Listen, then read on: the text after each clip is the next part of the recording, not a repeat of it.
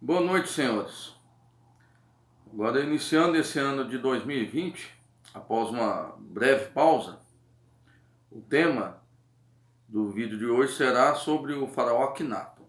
Só que antes que eu comece a explorá-lo, eu queria ressaltar aos senhores a Ordem Rosa Cruz, que tem como um de seus fundadores o referido faraó. A Ordem Rosa Cruz Amorque, ela é uma organização místico-filosófica. Ela é dividida por jurisdições idiomáticas, sem fins econômicos, cultural, educacional e a política. Ela busca promover o aperfeiçoamento do ser humano por meio de despertar de seus poderes interiores, a fim de que possamos ter uma vida mais plena e integral. Ou seja, a Rosa Cruz busca o conhecimento de nós mesmos. Ou seja, como o próprio Sócrates disse em uma de suas célebres frases, conheça-te a ti mesmo. A Ordem Rosa Cruz ela conserva um conjunto de técnicas milenares, desde a época do faraó Akhenaton, da 18ª dinastia, mas sempre atualizadas, comprovadas pelo tempo e capazes de promover esse despertar. Ela se divide em 12 graus. A Amorque ela integra em seu quadro pessoas de todas as raças, idades, posições sociais e de ambos os sexos, em clima de perfeita liberdade de pensamento e de consciência. O objetivo da Rosa Cruz é auxiliar o ser humano a desenvolver sua mente, seu poder mental, para conquistar os seus objetivos, sejam materiais e, sobretudo, espirituais, que é um dos objetivos em que se dedicam os Rosa Cruzes, sobretudo a questão espiritual. A Ordem Rosa Cruz Amorque, a grande loja de jurisdição de língua portuguesa, ela tem sede em Curitiba, no Paraná. No Brasil, a Ordem Rosa Cruz Amorque, que é a grande loja da jurisdição de língua portuguesa, é a sede mundial das atividades Rosa Cruz, para todos os países que têm o português como idioma oficial. A Rosa Cruz também comporta a Morada do Silêncio, localizada na cidade de Quatro Barras, no Paraná, um local conhecido como Chaminé da Serra, em plena Mata Atlântica, na Serra do Mar, para que os Rosa Cruz possam se recolherem periodicamente em busca de harmonização com seu mestre interior. Agora, após essa breve explicação, abaixo desse vídeo será colocado o link do acesso ao site da Ordem Rosa Cruz. Vamos então começar o tema de hoje, que é sobre o faraó Akhenaton.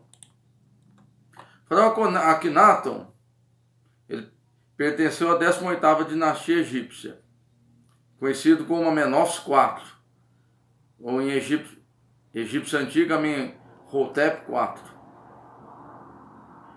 Ele reinou por 17 anos, entre 1336 e 1334 a.C. Ele foi um dos faraós que fundou o monoteísmo no Antigo Egito. Ou seja, ele combateu o politeísmo e a idolatria.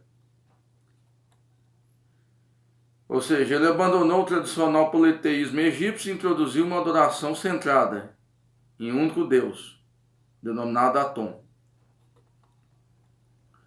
A 18ª dinastia foi uma das mais poderosas do Egito Antigo.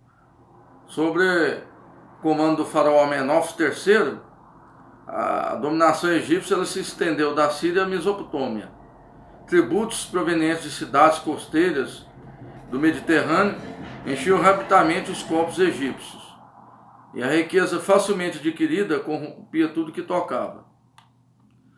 Não obstante, o faraó Akhenaton é lembrado por suas conquistas, por suas glórias, guerras de conquista de império, nem pelo poderio militar.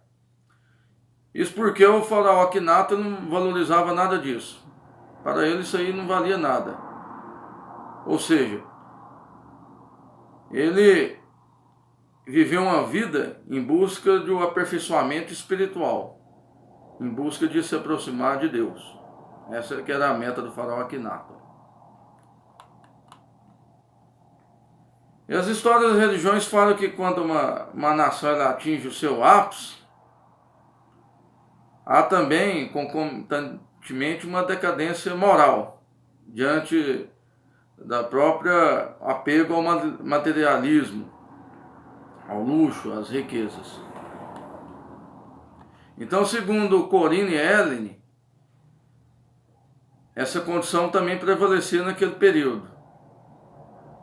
Então, o faraó Akhenaton ele veio para promover uma nova era de pensamento espiritual. Então, cerca de 1300 anos antes de Cristo, Akhenaton ele protagonizou como Cristo uma vida como portador de luz. Não obstante, ele recebeu em troca traições e perseguições.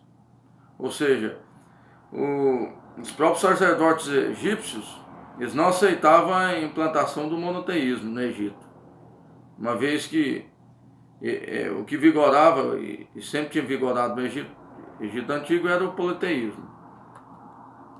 Agora, reportando-se aos registros acásicos, defende Corina Ellen. Ela diz que, ainda que suas ideias ultrapassavam as de sua época, não intimidou-se a afirmá-las e pô-las em prática. Ainda hoje, as modernas nações encontram dificuldade de praticar a doutrina de fraternidade entre os homens acima dos sectarismos de nacionalidade. Akhenaton, segundo Corinne Ellen, não foi apenas um vanguardista de sua própria era. Ele foi o precursor de sucessivas eras. Seu ideal ainda não foi atingido, ainda que seu eco se repita na boca de muitos sábios.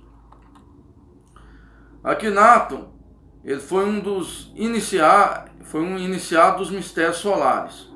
Essa iniciação era prerrogativa exclusiva dos faraós, apesar de que nem todos eles atingissem a mesma expansão de consciência. Alguns instrumentavam os poderes conquistados para manter a sua autoridade. Só que Akhenaton ele foi em direção totalmente oposta, ou seja, os conhecimentos que ele recebeu na iniciação, ele não utilizou para se vangloriar, mas sim para buscar a paz, a fraternidade e o aperfeiçoamento espiritual, não só de si mesmo, mas também de toda a humanidade. Akhenaton, ele desejava estabelecer a beleza e a paz e a fraternidade sobre a guerra. Ele fez do sol alado o símbolo da manifestação do verbo, exaltou o valor da verdade e exigiu uma moral mais humanitária. A universalidade de sua religião e a proibição da idolatria acabou provocando, na época, rebeliões internas, comandadas pelos sacerdotes tebanos, invasões externas, o que reduziu o império a uma pequena faixa. Então, com o colapso do Império Egito, Akhenaton veio a falecer e sua missão terrestre como mensageiro do Logos solar, o Cristo cósmico, chegava ao fim. O seu corpo ele foi mumificado e depositado numa urna dourada. Foi colocado numa tumba em um monte especialmente preparada para ele. E aos seus pés foi colocado um de seus salmos, que agora eu vou recitar aos senhores. Eu respiro a doce fragrância que procede da boca do Senhor. Eu contemplo a sua beleza todos os dias. É meu desejo poder ouvir a sua doce voz, até mesmo nos ventos que sopram ao norte, que meus lábios possam ser rejuvenescidos com a vida através do amor a ti. Dê-me tuas mãos, cubra-me com teu espírito, que eu possa recebê-lo e viver por ele. Confira eternidade ao meu nome, que jamais perecerá. Akhenaton também foi autor do Hino ao Sol. Esse é um tema que vamos explorar em um vídeo posterior, que é um tema mais profundo. Então, o faraó Akhenaton, ele apesar de de de ser integrante da 18ª dinastia, que foi uma das mais poderosas do Egito, ele sempre dedicou sua vida à paz e ao aperfeiçoamento da humanidade e de si mesmo. Em contrapartida, ele recusou políticas de expansão territorial, de guerras, o que realmente reduziu a extensão territorial do Império Egípcio, que veio até mesmo a provocar o colapso do referido império. Então o faraó Akhenaton ele deixou seu legado como um dos precursores da vinda do Cristo. Ele implantou o monoteísmo e é considerado um dos fundadores da Ordem Rosa Cruz, que foi iniciada no Egito Antigo, diante das antigas escolas de mistérios, onde pessoas do mundo inteiro procuravam o Egito para receberem os ensinamentos milenares. Só que poucos eram admitidos a ingressarem nessas escolas de mistérios e eram passados por duras provas. Muito obrigado pela atenção de todos. Boa noite. E peço aos senhores também que se inscrevam em nosso canal e caso tenham gostado do vídeo, deem um like. Também os comentários estão abertos aos senhores. Quem quiser fazer algum comentário, alguma pergunta também poderá fazê-lo. Muito obrigado pela atenção de todos. Boa noite.